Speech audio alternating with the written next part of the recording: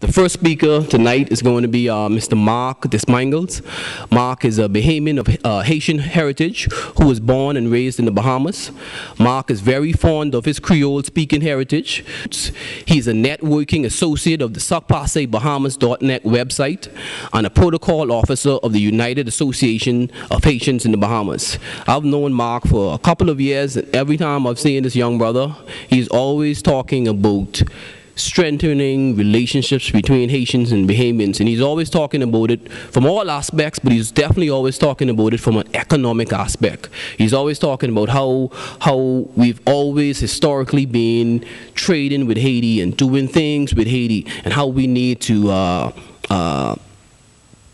put our efforts into that right now, you know, in a positive way. So here is Mark Desmangles speaking on what does Haitian Bahamian solidarity mean to him. Mr. Moderator, I would like to quote a few words. The first step in the evolution of ethics is a sense of solidarity with other human beings, words spoken by Albert Schweitzer. Solidarity was the best thing which happened in the 20th century, words spoken by Michael Saakashvili. Mr. Moderator, distinguished panelists and honorable guests, good evening. I also bring greetings from the persons of Bahamas.net and from the executive board members and the president of the United Association of Haitians in the Bahamas.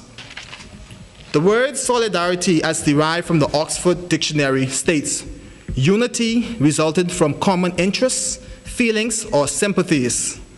I would like to begin with the fact that there was a time where Haitians and Bahamians shared this same concept. This spirit existed before the Atlantic slave trade, which took place within the Western region. Both communities, as we know them today, originate from the West Coast section in Africa, where they once dwelled and ruled together in harmony.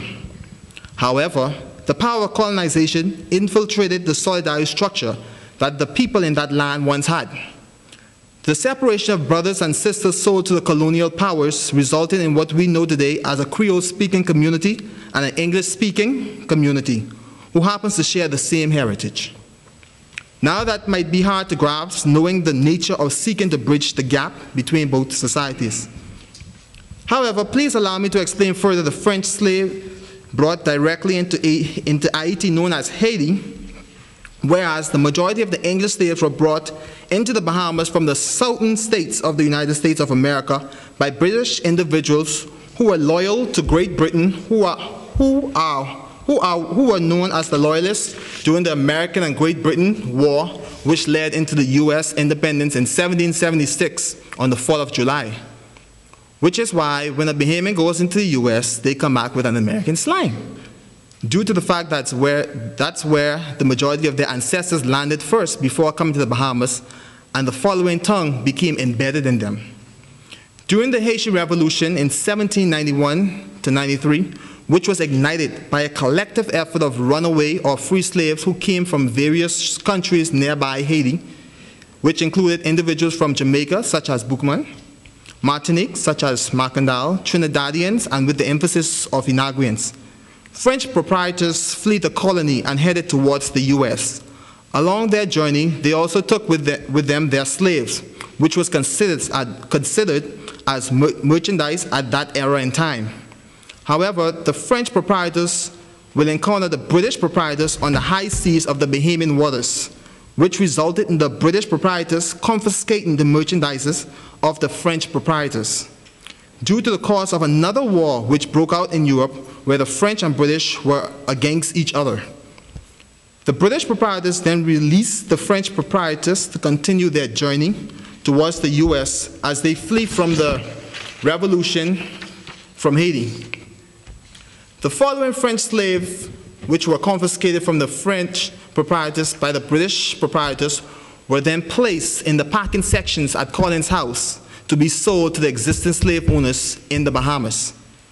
As the ex-French slaves were bought and placed in the existing plantation throughout the Bahamas, such as Baintown, Grandstown, Gambier, and Fox Hill, with existing British slaves, where the ex-French slaves now became British slaves, they began to encounter individuals who they remembered from their ancestry land where they were separated by the powers of colonization. It had appeared as a reunion of lost brothers and sisters. Unfortunately, they were all still enslaved. Yet they still lived in a harmony and solidarity together. On July 10, 1973, the Bahamas became an independent state from Great Britain. With this independence came discrimination. The solidarity that both the English-speaking blacks and the Creole-speaking blacks shared on the plantations became null and void. That's not to say that all Bahamians had ill feelings towards the Haitians. But yet, unfortunately, it has come to this, that there is a need for us to go back to the plantation and rediscover the solidarity that Bahamians and Haitians once had among themselves in the Bahamas. Needless to say that over the past years, there has been influx of Haitians who have been misled that they are heading towards the U.S. in search of a better life and just so happen to find themselves arriving in the Bahamas. Those individuals have been victims of false public relation promoters of the vessels who appeal their voyage into the U.S. But yet, it is a scam where they place those individuals onto the shores of the Bahamas instead, which leads into the immigration issues which we face today. However, in order to have an effective solidarity between the Bahamians and Haitians living in the Bahamas, there needs to be a significant cultural exchange of both communities that can result in bringing an understanding of each other. Invitations should be extended to the Bahamians by the Creole community to partake in attending events of importance in the Creole community and vice versa. The vision of the Bahamas should be shared with the Creole-speaking community and what should be their role in assisting the Bahamas in nation building. There needs to be more information given to the Bahamian business community about trading in Haiti. There have been much aid given to Haiti in light of the earthquake, and only two things can happen. Either someone will take the money and run, or Haiti will rise beyond our expectations. There needs to be a guest worker program between both countries, where individuals can apply directly from their host country to enter each other's country to do work. In most cases at this time, Bahamians might not see the importance of seeking employment in Haiti due to its current condition. However, the current condition is only for a season, whereas the restoring of Haiti will need Bahamian individuals in the fields of teaching, hospitality, media, medical, agribusiness stakeholders, and of course, security. It is important for Bahamians to be a part of the economic uprising in Haiti to maintain a fair share there in regards to the economy and in regards to what is taking place similar to in China, whereas for the sake of Haiti, when that happens to take place, Bahamians will have already find themselves involved in the economic upbringing and being able to make provision for Bahamians here in the Bahamas. There need to be a proper terms of agreement between the Bahamians and Haitians which states what should be the standard of living in the Bahamas. The Creole community should be given an opportunity to learn the English language to properly communicate with the Bahamians. Finally, I would like to end with this quote.